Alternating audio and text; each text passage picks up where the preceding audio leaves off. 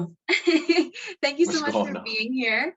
I like to start all of the interviews out with just kind of who you are and what you do, kind of in your own words to get us started, and then we'll jump into some of the questions. Oh, okay. Well, I'm Deraj. I'm an indie hip hop artist. I'm based out of Orlando, Florida. A lot of my music nowadays I create specifically for TV and film. So my music is and has been used in just various outlets and brands and companies and shows and trailers. Some of which is Apple, Hulu, Netflix, Disney Plus, Paramount. There's a long list there, but I think you kind of get the picture. But yeah, so I used to be signed with a label for a brief time. By brief, I mean a couple years, from about 2014 to 2019, before I decided to go fully independent. And once I made that transition to this side of the industry, it's kind of been all I do. It's like all encompassing, and I love it. Gotcha. And you kind of started to touch on this a little bit, but what has sort of been your journey in the music industry, and like how did you get to where you are now? And when you first started out in your career, is this at all where you thought you would be? No, not at all. So it's funny because music was always kind of like a hobby, like an outlet kind of thing. Like I never had ambitions to pursue music beyond that. It just started as a fun thing to do. My oldest brother was a rapper. He had a group back home where I used to live. I grew up in the DMV area, so PG County, Maryland is where I'm from. I'm there in Richmond, Virginia, kind of like my old stomping grounds.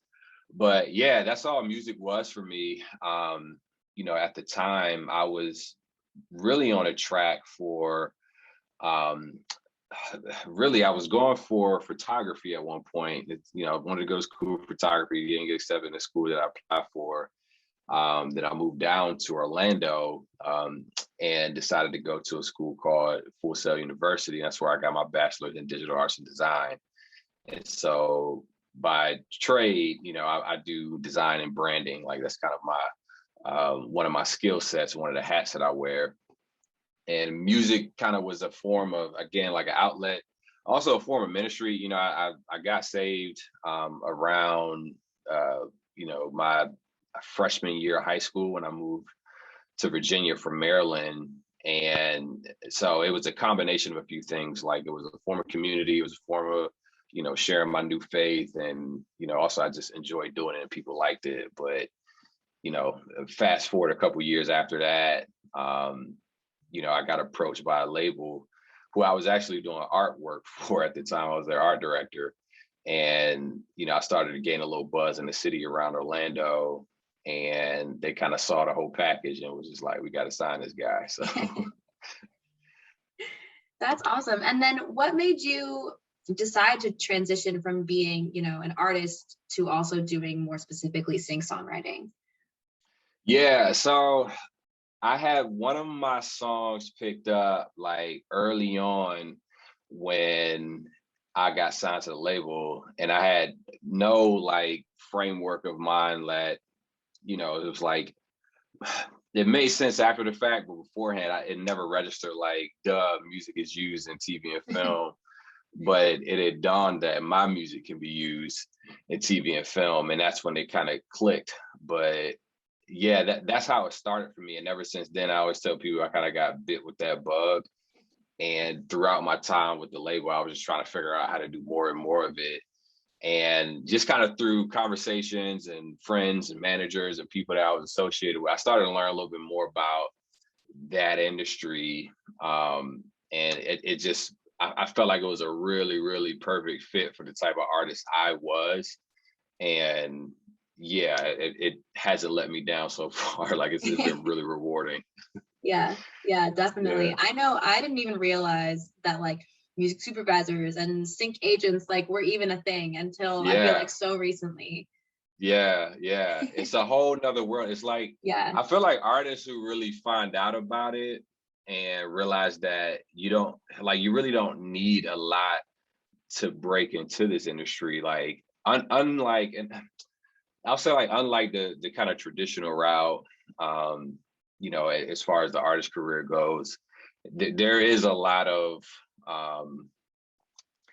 there's a lot to overcome, I mean, especially to create something sustainable and something that's rewarding and scalable. It's a lot of work. You got to gain a lot of traction. You got to put yourself and position yourself in the right way and have something that really resonates. The thing that I like about sync licensing is that I don't need a manager for it. I don't need a publicist. I don't need like all of these things to do like exponential, like to be able to gain six figures in this space. Like I don't need any of that. You know what I mean? Like I don't even need fans to do it. You know what I mean? Like if you really want to go there, like I know people who like have little to no presence on social media, but they're like 7-figure earners in the space. You know what I mean? Like it's just that kind of, it's like a cheat code. You know what I mean? Yeah, I like that. I've kind of never thought about it that way, but that's really true. You can it's all kind of contained. Like you don't need a lot to do it. You can do it all yourself. Yeah, I mean, as long as you got like, and that's what I think is like, it is an education component that goes into it. It's like, you just got to know what the need is, who the people are, like who you were saying, like some people don't even know a music supervisor exists or a music coordinator or, how editors need music to fit to picture in a certain way. So there is a bit of education as far as like, what are they actually looking for? How do I need, like, who do I need to talk to? How do I position my music? How do I get my legal straight? You know what I mean? So that it's usable. And then also it's like, sorry, I don't know, it's an ice cream truck, so I don't know if you can hear that, but yeah, it's like all of those things. And also it's a very, like one of the pros on it though, is a very smaller audience that you have to try to win over. You know what I mean? Like when it comes to being, full-time touring artists, you're kind of at the mercy of how many people you can get to listen to your music at one time, and how strong is your base of fans and true fans and super fans and all that kind of stuff. But on this side, it's just like you really kind of only need a handful of people that believe in you and who actually pitch your music to the right people and work to the spot to be able to earn, like a really, a healthy, income off of it. So. Yeah. What would, if someone came to you and they were, an aspiring sync songwriter or an aspiring artist that really wants to create music for sync or thinks that their music is like, would be perfect in a movie or a TV show, what is like the biggest piece of advice or pieces of advice that you would give them? That's so funny. Actually, I just created a free PDF and a free kind of video training of kind of just that. This is like 4 things you kind of need to be aware of. But as far, if there were one thing I was telling somebody,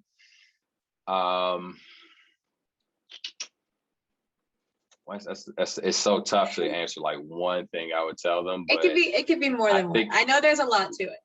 Yeah, I mean, for one, it's just like you want to. I mean, at a baseline, you just want to know how to write a good song. It's like you want to know like what it takes to make something that really resonates with people and can tell a good story and has good dynamics and like I always want to prioritize the music because that's really what we're doing. Like we're artists, we need to know how to create good music and get good at it. Yeah. And is your approach to songwriting, you think, different with sync in mind than it was when you were writing just as an artist? It is, yeah. If I'm being honest, it is, because when you're it's a difference between writing music for fans and writing music for brands. And sometimes there is an overlap as far as like what resonates with fans and what resonates for brands. There actually should be an overlap. That's why I say it's good to know how to make a good song. But there are certain things in this space that kind of make it unique depending on like what you're aiming for, because if you're aiming for like the big blockbuster hits or like a big feature trailer spot or something like that, there is a certain sound that is prominent usually when it comes to the trailer and ad space. They usually want something that's going to move, that's going to lift, that's going to create like excitement, that has all of the arcs and builds right, and just keeps going. You know what I mean? Not all trailers, but that is kind of like a something that's specific to trailers, because sometimes they'll just use a song straight out without all the bells and whistles and yada yada yada. But also too, it's just like there's songs that get used in TV and film, or like a scripted series or something like that, where it sounds like the song they got it straight off of Spotify. You know what I mean? Like, and they're just editing certain parts around the dialogue. So that's why. But one of the things that I always tell people too is just learning how to write, like almost like broadly specific, in a sense. Like, you want to make it universal but personal. That's probably a good way to say it. Like, it has to resonate with a lot of people, but also be something that it can resonate with a lot of people. It can have opportunities for more than just one specific placement, but it has to feel personal as well. Yeah, that makes a lot of sense. Do you ever, like, when you write songs for sync, do you generally write kind of broadly and then your music gets pitched for different things, or do you ever write for specific projects?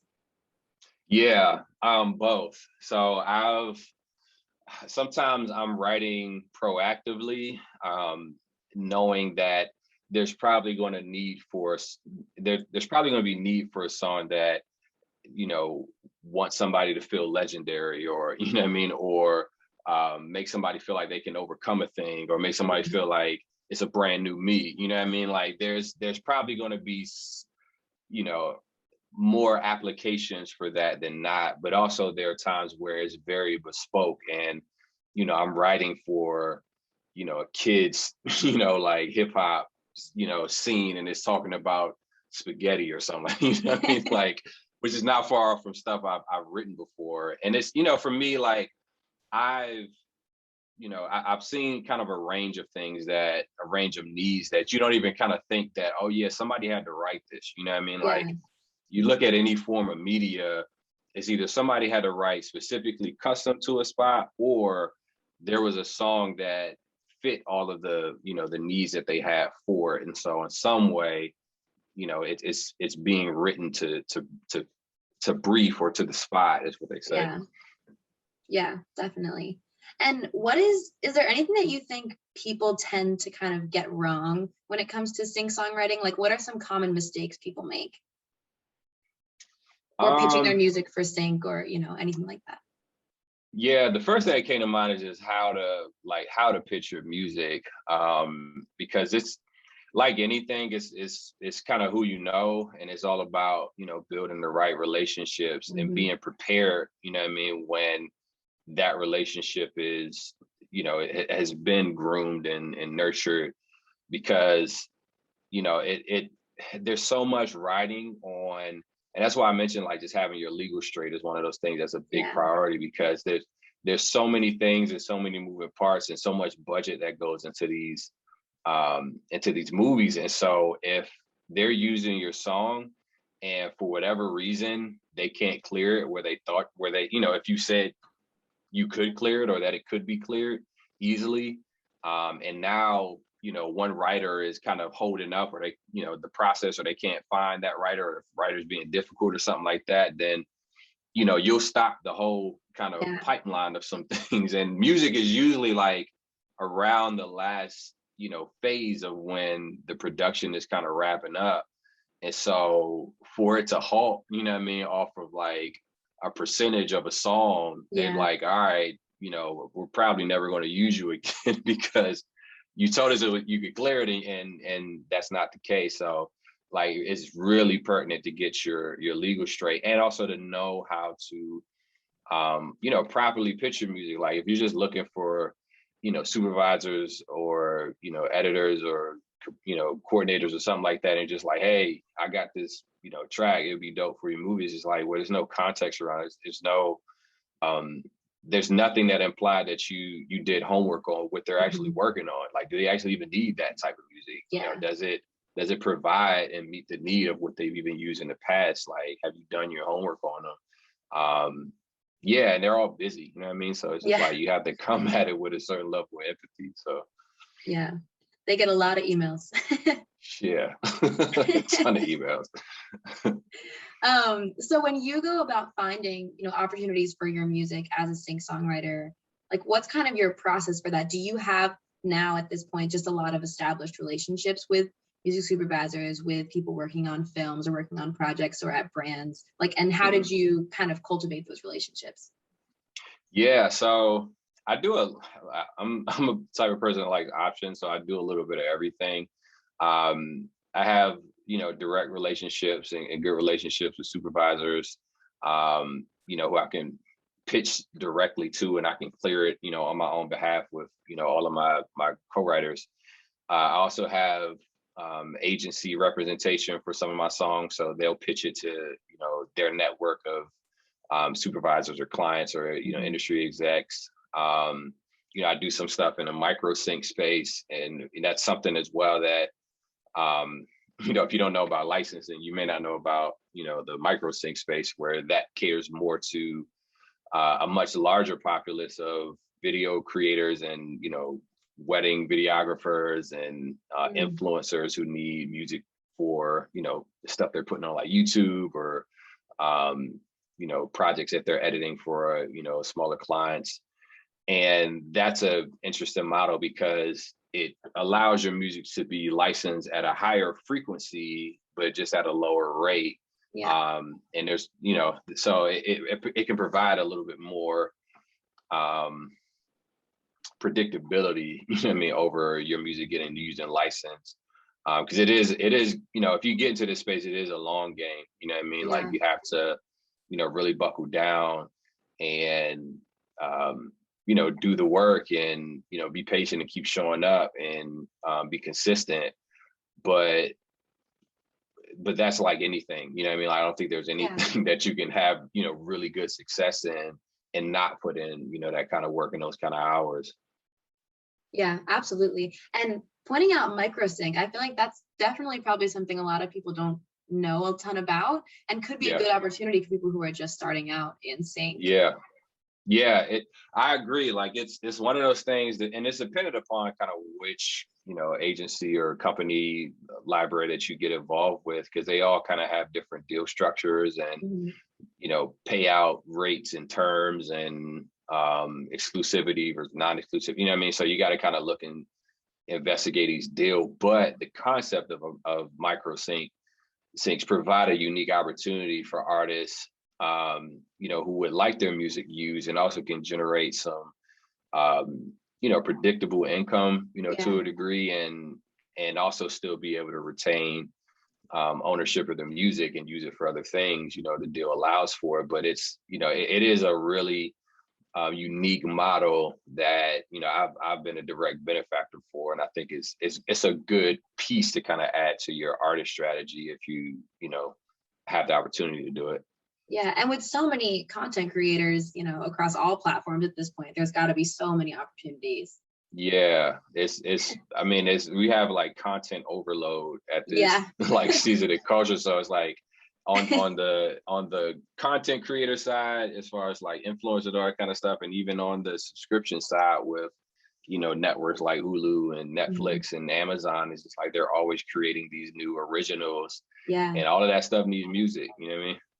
Yeah, I feel like until you really start to think about it, people don't realize that like everything we watch has music. Like every single thing that we consume has music in it. and once you're in it, it's hard to not see it anymore. It's just like, I hear it, see it everywhere.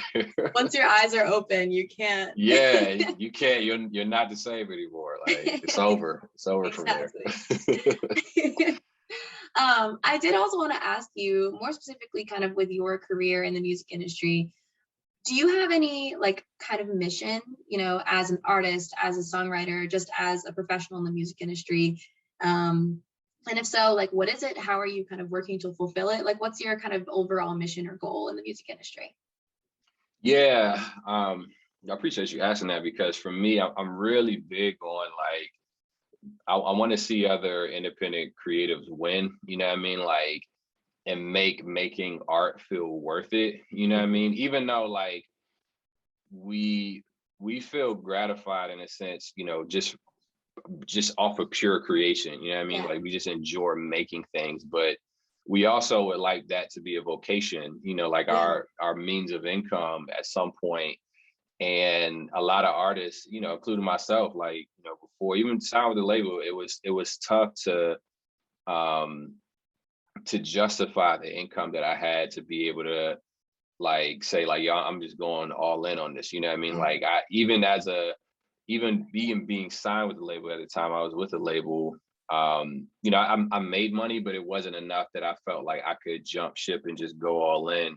Yeah. And it was, you know, it's a mixture of timing and, you know, trying to grow and gain even more courage in that area. Because there were artists on my label who were full time, but for whatever reason, in my context, it just wasn't. I just didn't see the, you know, the jumping off point for me in that regard. Until I started doing this side where it was beating out, you know, my full-time income, you know, because I was still working, you know, full-time while I was with the label. I just had the fortune of being able to, you know, be mobile and travel and tour because my job just allowed for it. But that's not the case for everybody. But like I said, it wasn't until I jumped into this side that, you know, it's just stuff just started, you know, growing. I saw, you know, the opportunity for it to scale, and it made it like, you know, this is the best season of music in my career that I've ever had. And so that's why I just say, like, I have a big heart to help, you know, if I find something out, if I find like a cheat code or just like whatever, like I'm just trying to get a goods back and just help other people come up. Because I know what that feels like, where it's just like, yo, I know I'm dope. I know this is good stuff. I know I'm working hard. I feel like I'm doing all the right things, and I feel like nothing's really pushing or changing. And so, like, what can I speak into to help that not be the journey for some who, you know, who really want to put the work in. So I'm trying to develop more resources for independent artists. You know what I mean? Like you know, like I mentioned, I have the you know, the free download that I put on my page, and it kind of helps people just get an intro and a kickstart into this side of the industry.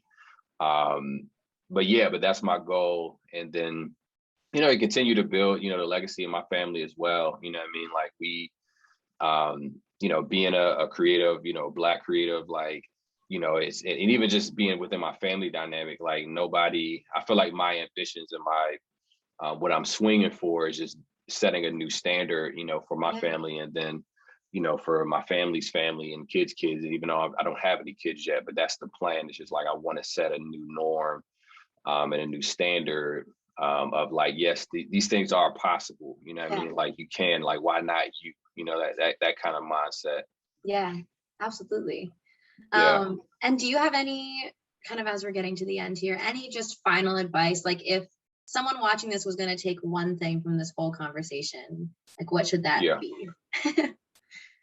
Yeah, you know, I'll just share one of the biggest pieces of, I would say advice, but it's really not advice. Like, one of the things that turned the corner for me, like, to really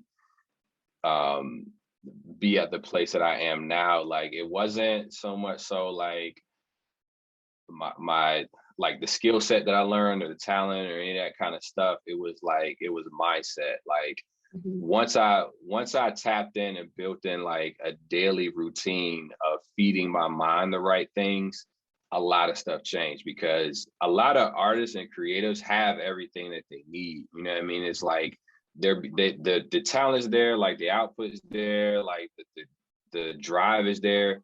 But it's just like realigning your mindset to know, like, yeah, I can do this. And whenever the discouragement and doubt and anxiety and depression and kind of stuff comes in, how to combat those thoughts immediately. And then also how to focus. So it'd be two things. I would say mindset and focus. Like, those are the two things. Like, I had to learn how to figure out what is that one thing that I'm going to say yes to, that gives me permission to say no to everything else. That's going to produce a more exponential outcome for me than trying to juggle and spin on these plates. It's like, what can I focus on that's really going to increase and change my situation versus trying to do everything. And mindset were the two things that really, like, it just like opened up the floodgates for me, I feel like. No, I love the idea of feeding your mind the right things. I think that that's great. Yeah. And also, you know, I think a lot of young artists early on in their career, it's hard to identify what opportunities you should focus on, like which ones are going to be the game changers and which ones are just kind of distractions. Yeah, that's real too. And I realized that's a big part of it, because I was that, like, it took a while. It took me doing a lot of things to realize I really don't like doing this. You know what I mean? Like and this isn't producing the money that I want. Like, and it's a few things. Like, it's hard to say one thing because there's supporting things that really help, because I'm very big on goal setting and writing down your goals and finding mentors and, walking in the footsteps that others have laid. So you don't have to, go through the frustration of figuring everything out on your own. You know what I mean? Like, and also I'll say this too, like, learn how to like trust your gut and follow the breadcrumbs of your life, because there's going to be certain things that always stay with you at every season, and you need to pay attention to what that is and listen to your gut. Sometimes if you just feel uncertain about a thing, it's just like, why, probe it. Why do I feel like this? Because there's things that I've realized that, man, had I trusted myself early on, I probably would have, been wherever I'm looking to be a little quicker. So yeah, absolutely. I think that's a great thing to end on, because that's something that everybody, no matter what you do, needs to kind of learn to do. And it's good to learn it earlier than later. Absolutely. Oh my gosh. Yes. All right. Well, that pretty much brings us to the end. Thank you so much for taking the time to do this. This was an amazing conversation. I know a lot of people are going to get a lot of good stuff out of this. So I really appreciate you taking the time. Yeah, no, I hope so. And I appreciate you all opening up, your platform and inviting me on, because I love talking about this stuff. And I pray that it's helpful for others as well, because I want to see everybody win. Yeah, absolutely. I know it's helpful for me, so I know it's going to be helpful for lots of other people. Good.